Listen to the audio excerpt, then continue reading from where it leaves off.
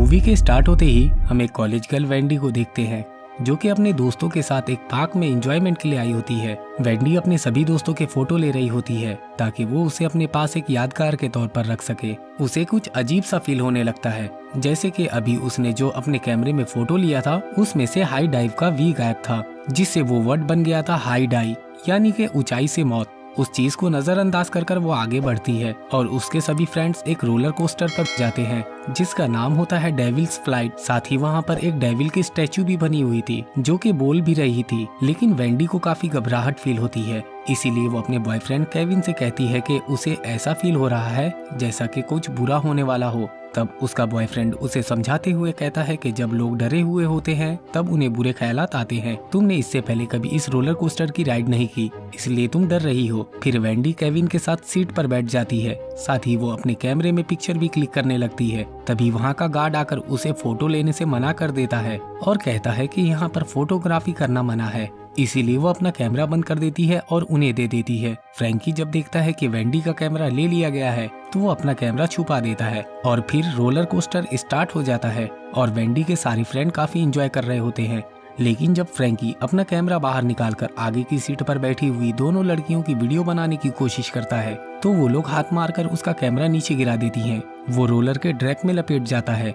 साथ ही roller coaster की machine में खराबी आती है जिस पर किसी का ध्यान नहीं जाता और अब रोलर जैसे ही कैमरे तक जाता है उसका हाइड्रोलिक सिस्टम खराब हो जाता है, जिसकी वजह से उसमें बैठे सभी लोगों की सिक्योरिटी चेयर भी खुल जाती है। उसी वक्त रोलर के आगे के 2 पहिए भी निकल जाते हैं, जिसकी वजह से उनके 2 फ्रेंड जो कि आगे की सीट पर होते हैं वो नीचे गिर जाते हैं। ये देखकर वो सभी डर जाते हैं। तभी उनका एक और दोस्त बाहर की तरफ गिरने लगता है और वो लोग उसे बचाने की कोशिश करते हैं, लेकिन तब तक वो भी नीचे गिरकर मर जाता है। तभी रोलर कोस्टर उल्टा होकर उसी ट्रैक पर रुक जाता है, जिसकी वजह से उनके 2 और दोस्त भी नीचे गिर जाते हैं। वेंडी और केविन वहीं पर लटके हुए थे। फिर वो किसी तरह रोलर को ट्रैक पर ले जाते हैं और ढलान की वजह से वेंडी का बॉयफ्रेंड केविन मारा जाता है।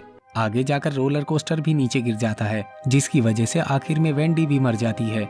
लेकिन तभी अचानक से वेंडी होश की दुनिया में आ जाती है, जिससे हमें ये पता चलता है कि ये भी वेंडी का एक इमेजिनेशन था, जिसमें उसने आगे होने वाली घटनाओं को देख लिया था और फिर उसके साथ वही सब कुछ होने लगता है जैसा कि उसने अपने इमेजिनेशन में देखा था। और तभी उसके सामने खड़ा गार्ड उसे कैमरा यूज करने से मना कर देता है। साथ ही वो इस बात को भी नोटिस करती है कि वहाँ सारी एक्टिविटी ठीक वैसे ही हो रही थी जैसा कि उसने अपने इमेजिनेशन में देखा था। इसीलिए वो काफी ज्यादा डर जाती है और जोर से चिल्लाते हुए कहने लगती है कि ये रोलर कोस्टर क्रैश होने वाला है और इसमें बैठे हुए सभी लोग मरने वाले हैं। तभी उस मशीन का इंचार्ज वहाँ आ जाता है जो उन सभी को सीट से बाहर निकाल देता है। लेकिन उसी ट्रैक पर दूसरी भी सीट होती है, लेकिन उसकी सिक्योरिटी सीट नहीं खुल पाती। उसमें वेंडी के 2 और फ्रेंड भी होते हैं। रोलर कोस्टर को स्टार्ट कर दिया जाता है और सेम वैसा ही होता है जैसा कि वेंडी कह रही थी और वो रोलर कोस्टर क्रैश हो जाता है।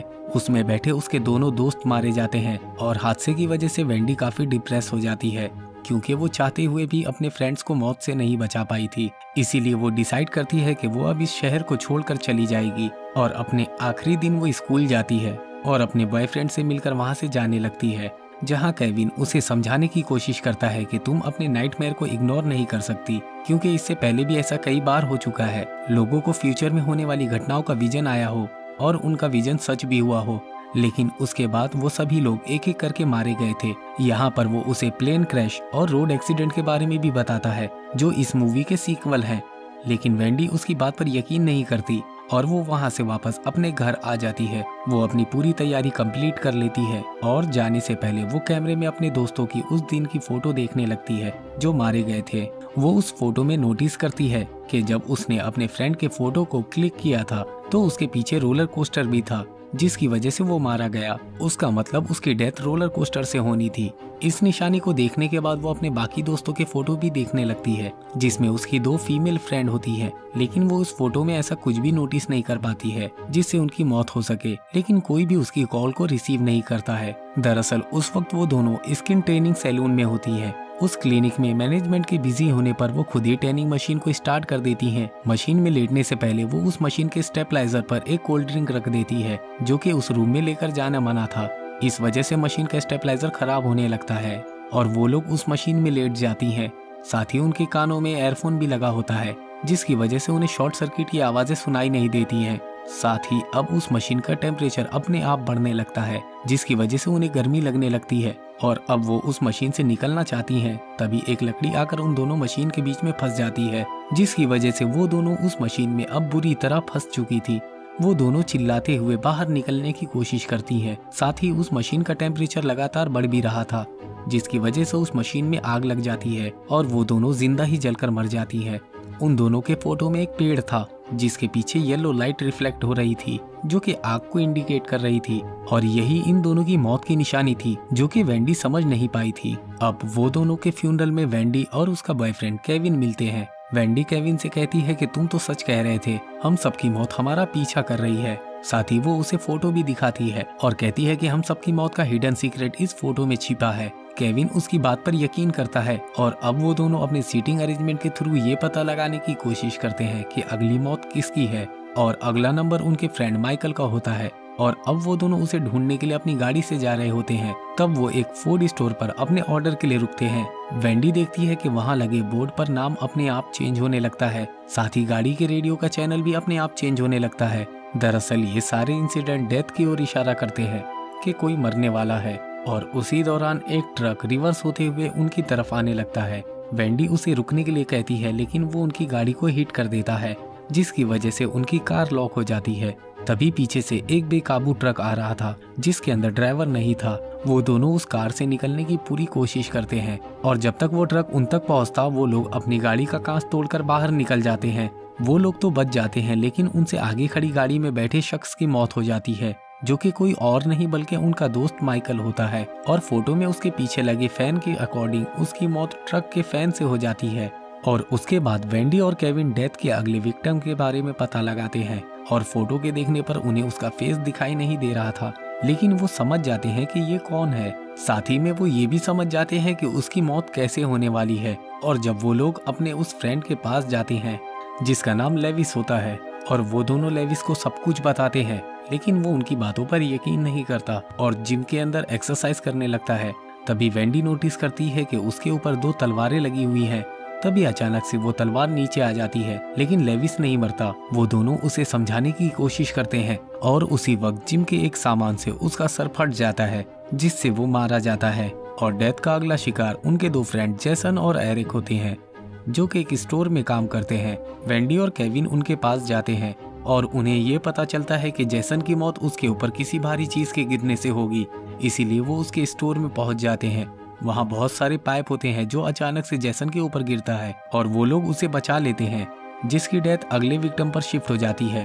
और इससे पहले कि वो इस बारे में कुछ सोच पाते, एरिक वहाँ पर पड़ी एक स्क्रू गन से मारी जाती है। इन सारे इंसिडेंट की वजह से पुलिस वेंडी और केविन को अरेस्ट कर लेती है, क्योंकि उन्हें लगता है कि उन सबके पीछे इन दोनों का हाथ है। लेकिन जब उन्हें उनके खिलाफ कोई एविडेंस नहीं मिलता तो वो लोग उन्हें छोड़ देते हैं। और उसके बाद वेंडी अपने घर पर बैठी नेक्स्ट फोटो को देखती है, जिससे उसे पता चलता है कि डेथ का अगला शिकार उसकी सिस्टर और एक फ्रेंड है, जो कि उस वक्त एक फेस्टिवल में गई हुई थी। इसीलिए वेंडी केविन को कॉल कर उसे फेस्टिवल में चलने को कहती है। तब केविन उससे कहता है कि तुम हम दोनों की फोटो को भी चेक कर लो कि डेथ ने हम दोनों के लिए क्या प्लान किया है। इसलिए वेंडी अपनी और केविन की पिक्चर को देखती है, जिसमें उसे कुछ पता नहीं चलता। और तभी वो नोटिस करती है कि उसकी टी शर्ट में मैकिंगली लिखा हुआ है, जो कि उसके फ्रेंड का सरनेम है, जिसकी वजह से वो समझ जाती है कि उसे एन मारने वाला है। उसके बाद वो केविन की पिक्चर भी देखती है, जिससे उसे पता चलता है कि फायर क्रैकर के जलने की वजह से उसका फेस बहुत सफेद आया हुआ था, जिससे वो समझ जाती है कि केविन की डेथ फायर क्रैकर की वजह से होगी। इसलिए वेंडी जल्दी से गाड़ी को लेकर फेस्टिवल की तरफ निकल जाती है।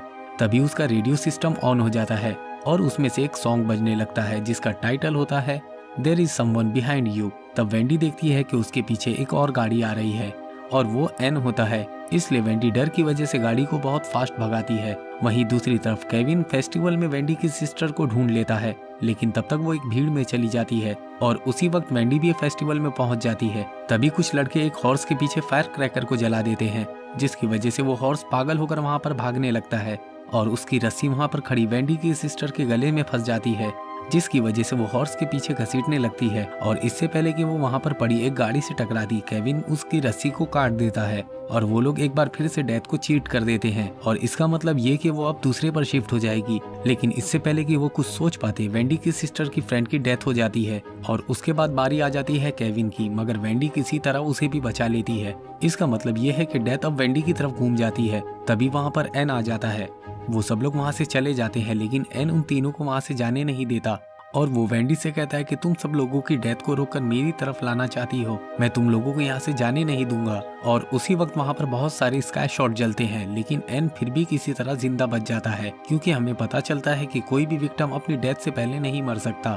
लेकिन उस शॉट की वजह से उसके पीछे लगा पुल डैमेज हो जाता है, जिसके नीचे दबकर एन भी मारा जाता है। दरअसल उस पुल की वजह से वेंडी को मरना था, क्योंकि उस पर मैकिंगली लिखा हुआ था, लेकिन एन ने उन्हें रोककर आगे जाने नहीं दिया, जिसकी वजह से डेथ आगे स्किप होकर उसी के ऊपर चली गई। अब आगे हमें 5 महीने बाद का सीन दिखाया जाता है, जहां हम वेंडी को एक ट्रेन में देखते हैं और उस वक्त ट्रेन में एक आदमी उस सॉन्ग को गाने लगता है जिसका नाम होता है there is someone behind you, और उसे सुनकर वेंडी को काफी अजीब लगने लगता है। तभी वो अपनी बोगी का नंबर देखती है जो रिवर्स में 180 होता है। साथ ही उस ट्रेन के मैप में वही लोकेशन होती है जिसमें उसके सारे फ्रेंड मारे गए थे। इसलिए वेंडी काफी घबरा जाती है और वो अपना स्टॉप आने से पहले ही नीचे उतरने लगती है। तभी उसे वहाँ पर केविन और अपनी सिस्टर भी मिल जाती है, इसलिए वो नीचे नहीं उतर पाती है और उन दोनों के साथ ट्रेन में ही रह जाती है। तभी आगे जाकर ट्रेन अपने ट्रैक से नीचे उतर जाती है, जिसमें सबसे पहले वेंडी की सिस्टर मारी जाती है और तभी उसे होश आता है और उसे पता चलता है कि वो तीनों अभी भी उसी ट्रेन में ही हैं, जिससे हमें ये पता चलता है कि वेंडी को एक बार फिर से इमेजिनेशन आया था,